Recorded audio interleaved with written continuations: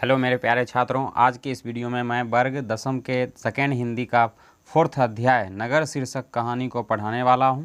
अंत में इस चैप्टर से जुड़े हुए सारे महत्वपूर्ण ऑब्जेक्टिव और सब्जेक्टिव क्वेश्चन भी बताऊंगा, तो आप लोग इस वीडियो को पूरा देखिए। और हाँ मेरे प्यारे बच्चों, आपसे बस एक ही शिकायत है मेरा कि आप लोग वीडियो को शेयर नहीं करते हैं। अगर आप चाहते हैं कि ये सीरीज़ चलता रहे तो वीडियो को शेयर ज़रूर कीजिए, तभी जा कर के मैं हिंदी सेकेंड हिंदी के बाद फर्स्ट हिंदी पढ़ाऊँगा, उसके बाद फिर संस्कृत, उसके बाद बायोलॉजी, सभी सब्जेक्ट चलेगा।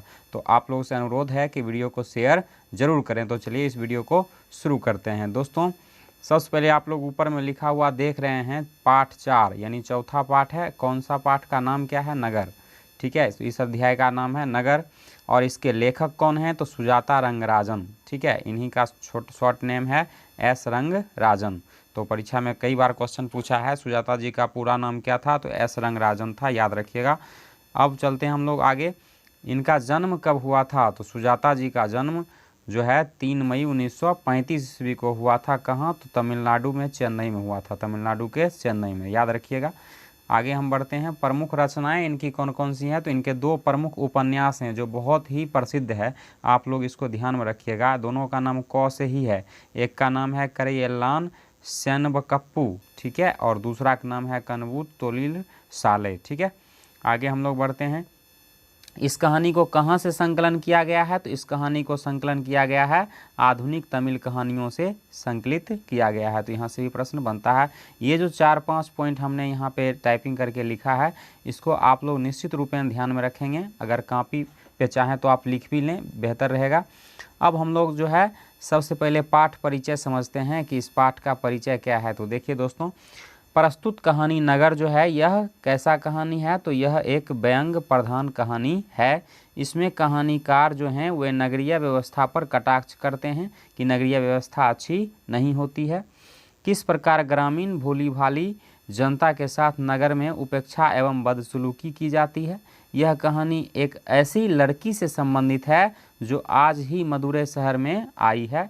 उसकी मां बल्ली अम्माल जो है अपनी पुत्री पप्पाती के साथ मदुरै स्थित बड़े अस्पताल के बहिरंग रोगी विभाग के बाहर बरामदे पर प्रतीक्षा कर रही थी। उसकी पुत्री को बुखार था। गांव के प्राथमिक चिकित्सा केंद्र के जो डॉक्टर थे उन्होंने कहा था कि इसके जांच के लिए इसको बड़े हॉस्पिटल ले जाइए, वहां एडमिट करवा दीजिएगा। बल्ली अम्माल जो है वह अनपढ़ है, और अनपढ़ महिला जो है पहली बार शहर आई है। तो देखिए शहर में क्या होता है उसके साथ। तो वह इतना भी नहीं जानती थी कि पेशेंट किसे कहते हैं। वह इतना अनपढ़ थी, उसे कुछ भी पता नहीं था। पेशेंट किसे कहते हैं इसका मीनिंग भी नहीं पता था। फिर भी उसे विभिन्न दफ्तर में चीट लेकर जाने को कहा जाता है। पर्ची को चीट कहते हैं। तो उसको जो पुर्जा दिया जाता था ना, वो इधर से उधर बौखते रह जाती है हॉस्पिटल में। डॉक्टर के आदेश की अवहेलना कर उसकी पुत्री को एडमिट नहीं किया जाता है, और तंग आकर के वह वहाँ से विदा हो जाती है। दूसरे दिन जब बड़े डॉक्टर पप्पाती को अनुपस्थित देखते हैं तो पता चलता है कि वह यहाँ से जा चुकी है। इससे यह स्पष्ट होता है कि नगर की व्यवस्था जो है अस्त व्यस्त हो गई है। जहाँ पैसे का खेल होता है, गरीब एवं ग्रामीण लोगों के लिए वहाँ कोई जगह नहीं है। तो नगर में जो है आदमीयता देखने को उतना नहीं मिलती है। तो चलिए दोस्तों, अब हम लोग जो है इस कहानी का थोड़ा सा सारांश समझेंगे। हम लोग समझ चुके हैं कि इस कहानी में है क्या, अब इसके सारांश को देखेंगे। सारांश में मैं 2 मिनट में समय लूँगा आपसे, इसमें शॉर्टकट में मैं कहानी बता देता हूँ। तो मदुरै के एक बड़े से अस्पताल में बल्ली अम्माल अपनी बेटी पापाती के साथ बहिरंग विभाग के बरामदे में बैठकर प्रतीक्षा कर रही थी। तो मदुरै का एक बड़ा सा अस्पताल है, वहाँ दिखाने के लिए बल्ली अम्माल जाती है अपनी पुत्री पापाती को लेकर के। पापाती को बुखार था। पापाती को पहला दिन क्या था? बुखार था। उसे लेकर गांव के ही वह प्राथमिक स्वास्थ्य केंद्र पर जब गई तो प्राथमिक स्वास्थ्य केंद्र के डॉक्टर ने कहा एक्यूट केस ऑफ मेनिंजाइटिस, यानी यह केस मेनिंजाइटिस का है। फिर बारी बारी से दूसरे डॉक्टरों ने भी उसे देखा। बड़े डॉक्टर ने इसे एडमिट करने के लिए कहा। बल्ली अम्माल ने बड़े डॉक्टर की ओर देखकर पूछा, बाबूजी बेटी अच्छी तो हो जाएगी ना, बच्ची अच्छी तो हो जाएगी ना, ऐसा पूछी। इसे समझ में नहीं आया बल्ली अम्माल को। पप्पाती की माँ जो है बल्ली अम्माल, उसको समझ में नहीं आया था कि ये क्या होता है मेनिंजाइटिस। मेनिंजाइटिस बीमारी के बारे में उसे जानकारी नहीं था। तो डॉक्टर ने कहा पहले इसे भर्ती तो करवा लीजिए, इस केस को मैं स्वयं देखूंगा। डॉक्टर धनशेखरन से जो है आदेश दिया कि डॉक्टर धनशेखरन तुम जो है श्रीनिवास को सारी बात समझा दो। बड़े डॉक्टर के पीछे सब दौड़ने लगे। श्रीनिवास जो है बल्ली अम्माल से कहा, ये लो चिट, और चिट दे दिया यानी पुर्जा दे दिया, और सीधे इसे लेकर चली जाओ। सीढ़ियों से ऊपर कुर्सी पर जो सज्जन मिलेंगे ना बैठे हुए, वहाँ पर जा कर के इसे दे देना, ठीक है। बल्ली अम्माल चीट लेकर के सीधे चली गई। कुर्सी खाली पड़ी थी जहाँ पे चीट जमा होता था। थोड़ी देर बाद कोई सज्जन वहाँ पे आए और फिर सबको लाइन लगाने लगे। आधे घंटे के बाद बल्ली अम्माल ने कहा कि वह बल्ली अम्माल ने उसे वह पुर्जा दिखाया, तो उस पर वो कंपाउंडर बोलता है, इस पर तो डॉक्टर के दस्तखत ही नहीं है, दस्तखत करवा करके लाओ। बेचारी बड़ा सा अस्पताल, अब सोच लीजिए कोई गांव की अनपढ़ महिला है जो बड़े से शहर में बड़ा से अस्पताल में पहुंच चुकी है, अब उसको कुछ पढ़ने भी नहीं आता है, किधर जाए क्या करे, वो बौख रही थी पूरा।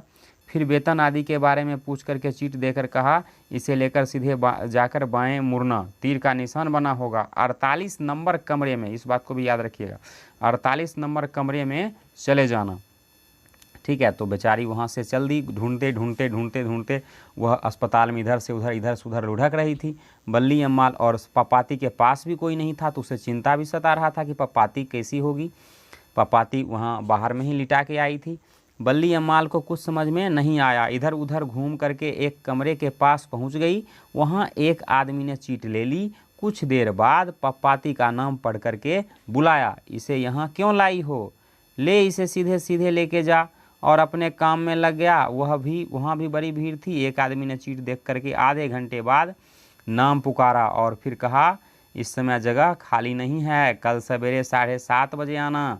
अभी यहाँ पे जगह हॉस्टल में खाली, ये जो है उसमें जो है, सॉरी दोस्तों, अभी जो है यहाँ जगह खाली, बेड खाली नहीं है, तो उसको जो है जगह नहीं मिल पाता है। बल्ली अम्माल जो है वह भागी चक्कर काटकर सीढ़ी के पास पहुंच जाती है। बगल का दरवाज़ा बंद था, इसी में उसकी बेटी स्ट्रक्चर पर दिखाई पड़ी। पास वाले आदमी से गिड़गिड़ा करके वह बोलती है, दरवाज़ा खोल दीजिए, मेरी बेटी अंदर है। उसने कहा, सब बंद हो चुका है, 3 बजे आना। इसी बीच एक आदमी ने कुछ पैसे देकर दरवाज़ा खुलवाया।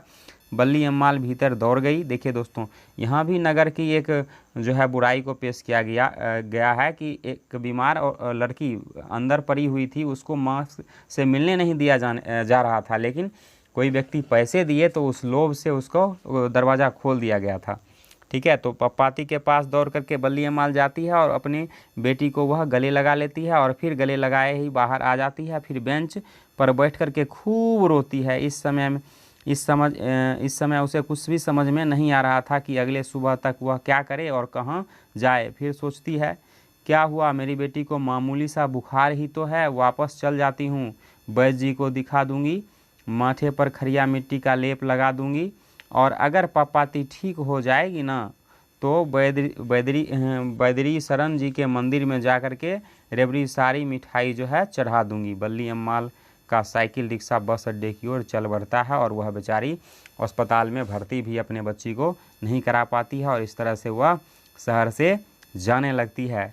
तब जरा सोचिए, पपाती का भर्ती नहीं हो पाती है। उसके बाद बड़े डॉक्टर साहब आते हैं, ढूंढवाते हैं, लेकिन पपाती तब तक घर जा चुकी होती है। दोस्तों, अब इसके ऑब्जेक्टिव क्वेश्चन को हम लोग देखेंगे फटाफट। चलिए शुरू करते हैं। तो चलिए दोस्तों, इसका पहला क्वेश्चन देखते हैं। पहला क्वेश्चन है कि सुजाता का वास्तविक नाम क्या है। तो सुजाता का वास्तविक नाम एस रंगराजन था, याद रखिए, एस रंगराजन, यानी Sujata Rangarajan. Option number B right answer हो जाएगा। इसका राइट आंसर होगा एस रंगराजन, ठीक है। नेक्स्ट क्वेश्चन है, सुजाता का जन्म 3 मई को डैश ईस्वी में हुआ था। तो इसको भी आप लोगों को याद रखना है। सुजाता जी का जन्म हमने तुरंत बताया था 3 मई 1935 ईस्वी को हुआ था। तो यहाँ से आप लोग ऑप्शन नंबर सी इसका राइट आंसर हो जाएगा। 3 नंबर क्वेश्चन है, नगर कहानी कहाँ से ली गई है। तो इस पॉइंट को भी मैंने शुरू में हाईलाइट करके बताया था कि नगर कहानी को कहाँ से ली गई है, तो आधुनिक तमिल कहानियों से ली गई है, क्योंकि तमिलनाडु की घटना है तो तमिल ही होगा। नेक्स्ट क्वेश्चन है, नगर कहानी के अनुवादक कौन है। तो वहाँ पे शुरू में मैंने ये भी बताया था कि नगर कहानी के अनुवादक के जमुना है। तो ऑप्शन नंबर बी इसका राइट आंसर हो जाएगा। अगला क्वेश्चन है, करैयल्लान सेनावकप्पू के लेखक कौन हैं। तो यही सुजाता जी हैं, इन्हीं का ये प्रसिद्ध उपन्यास है, इसको भी मैंने शुरू में बताया है। नेक्स्ट क्वेश्चन है, कनबूत तोलीर साले किस चीज़ की विदा है, अर्थात ये क्या है। तो यह भी एक उपन्यास है, दोनों उपन्यास था, शुरू में मैंने बताया है आपको, ठीक है। तो इसका भी आंसर बी हो जाएगा। नेक्स्ट क्वेश्चन है, मदुरै पांड्या लोगों के लिए दूसरी राजधानी है, यह किसके व्याकरण में लिखा हुआ है। तो तो यह किसके व्याकरण में लिखा हुआ है? तो इसका राइट आंसर हो जाएगा ऑप्शन नंबर सी, काल्डवेल कुक के। ठीक है, नेक्स्ट क्वेश्चन है क्वेश्चन नंबर 8, बल्ली अम्माल की पुत्री क्या नाम था? तो बहुत आसान क्वेश्चन है दोस्तों, बताइए बल्ली अम्माल की पुत्री का नाम क्या था? तो पापपाती था। Option number A right answer होगा। पहले दिन पापपाती को क्या था? तो पहले दिन पापपाती को तेज बुखार था। तो option number C right answer हो जाएगा। क्वेश्चन नंबर 10 की तरफ चलते हैं। क्वेश्चन नंबर 10 है, बल्ली अम्माल को किसकी चिंता सताने लगी?